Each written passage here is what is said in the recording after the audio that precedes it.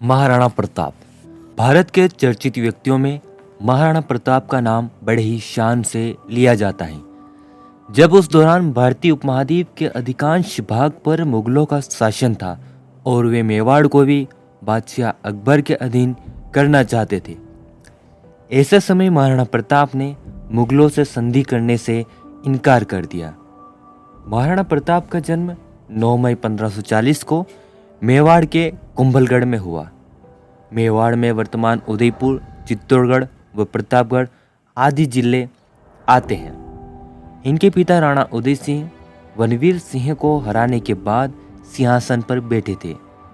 महाराणा प्रताप की माता का नाम जयवंता बाई था। इनके छोटे भाई शक्ति सिंह, विक्रम सिंह और जगमल सिंह थे और 2 सौतेली बहनें चांद कुंवर और मान कुंवर थी। महाराणा प्रताप का अधिकतर समय अरावली के भीलों के साथ बीता। उदयपुर में ही भोमट स्थित है, जहाँ सर्वाधिक भील आदिवासी निवास करते हैं। भील अपने छोटे बच्चों को कीका कहकर पुकारते हैं, इसलिए वे महाराणा प्रताप को भी कीका कहकर ही पुकारने लगे। बदायूं ने भी हल्दीघाटी युद्ध में राणा प्रताप को कीका ही कहा है। महाराणा प्रताप और उनके पिता उदय सिंह पहले चित्तौड़गढ़ में रहते थे, पर 1544 में अफगान बादशाह शेरशाह सूरी के कारण चित्तौड़ छोड़ना पड़ा। समय के साथ उदय सिंह ने शेरशाह से संधि कर पुनः चित्तौड़ लौट आए।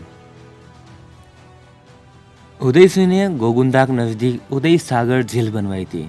1569 में अकबर ने मेवाड़ पर आक्रमण किया।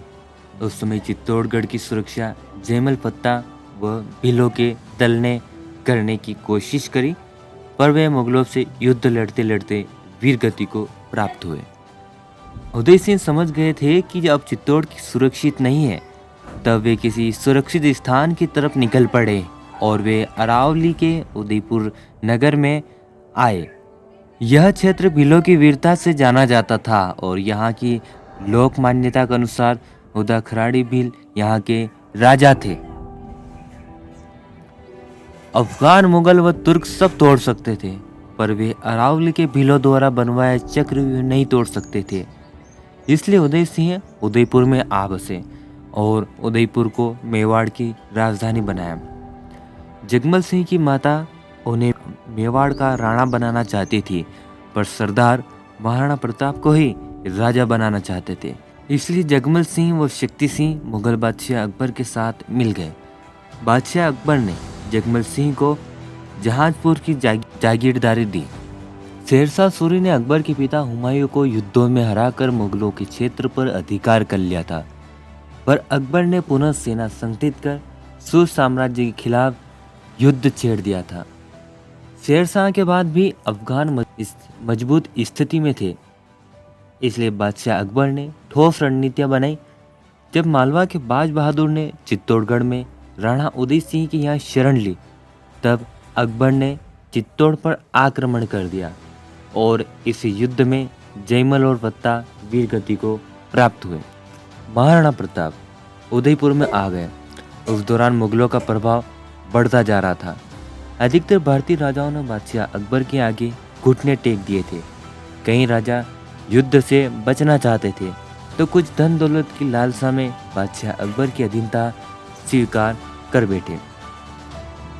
बादशाह अकबर ने प्रताप को भी संधि पत्र भिजवाए, पर महाराणा प्रताप ने अकबर से संधि करने से इनकार कर दिया।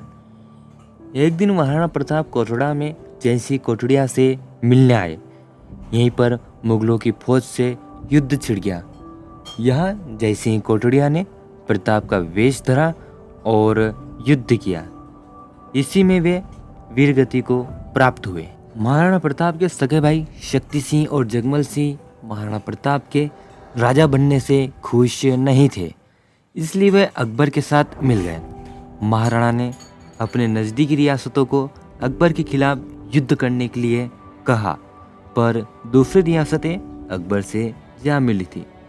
अरावली क्षेत्र में भोमट एक आज़ाद क्षेत्र था, जहाँ के भीलों ने कभी गुलामी नहीं करी। मेवाड़ और भोमट के रिश्ते शुरू से ही अच्छे ही थे। जब मेवाड़ पर संकट आया, तब तक भोमट के भीलों ने सहायता करी। भोमट के राजा राणा पुंजा भील ने महाराणा प्रताप को वचन दिया कि वे मेवाड़ का साथ देंगे। साथ ही साथ हकीम खां सूरी ने भी मेवाड़ का साथ देने का वचन दिया।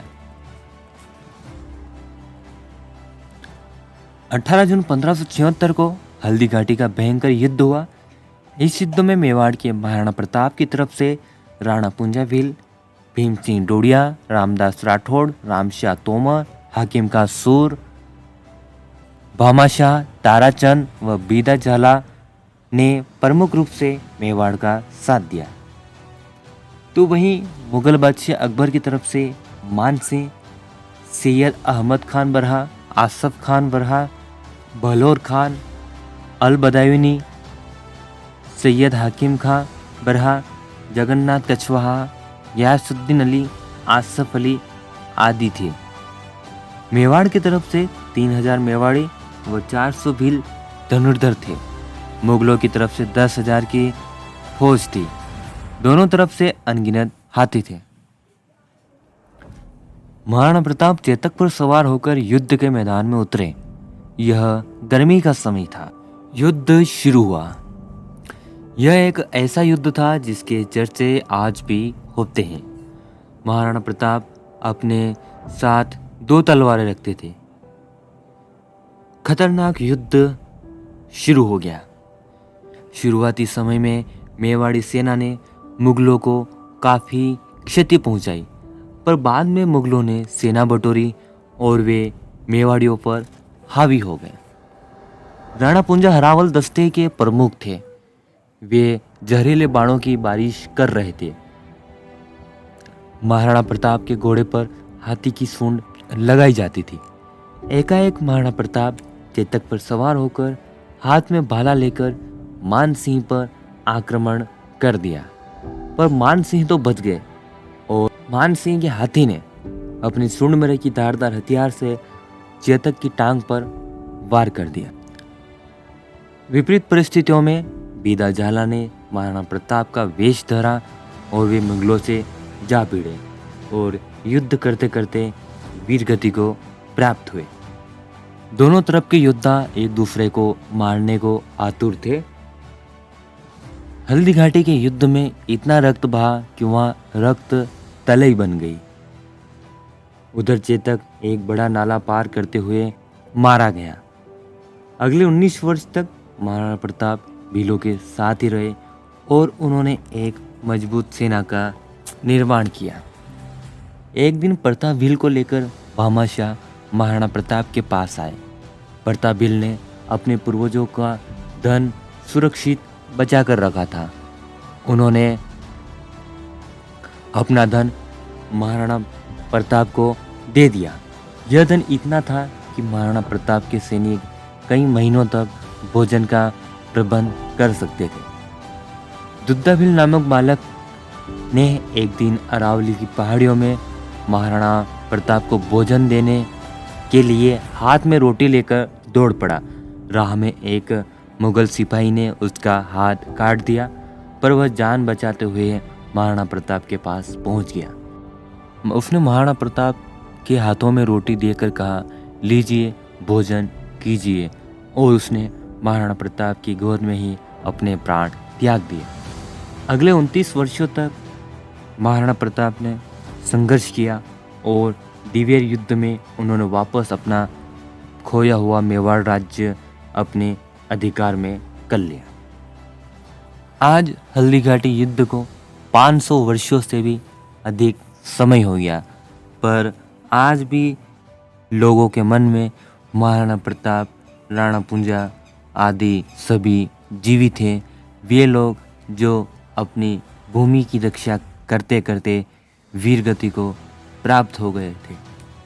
वे लोग जो अपने राज्य की सुरक्षा करते करते उन्होंने कई युद्ध लड़े। ऐसे सभी व्यक्ति आज भी आम लोगों के मन में जिंदा है।